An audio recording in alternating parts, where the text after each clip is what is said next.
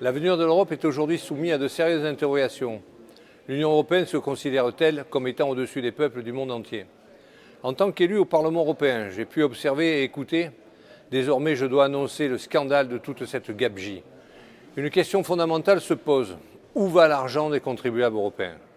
Nous constatons qu'une participation importante des fonds alloués à des pays tiers, comme récemment ce sont 50 milliards d'euros versés à l'Ukraine et 6 milliards pour les Balkans, pays des Balkans qui ne sont pas européens, ni même l'Ukraine.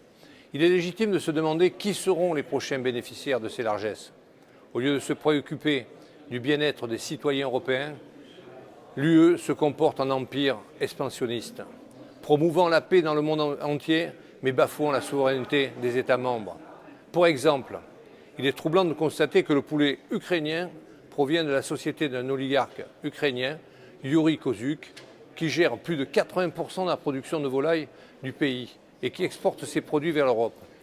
Des poulets souvent congelés depuis plus de 2 ans, provenant d'une société qui n'est même pas basée en Ukraine, mais à Chypre.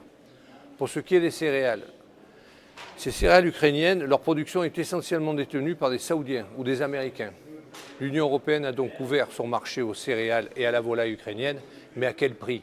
Sans droit de douane, au prix de la décroissance agricole, partout en Europe, avec des agriculteurs excédés, dont le taux de suicide atteint parfois des chiffres terrifiants.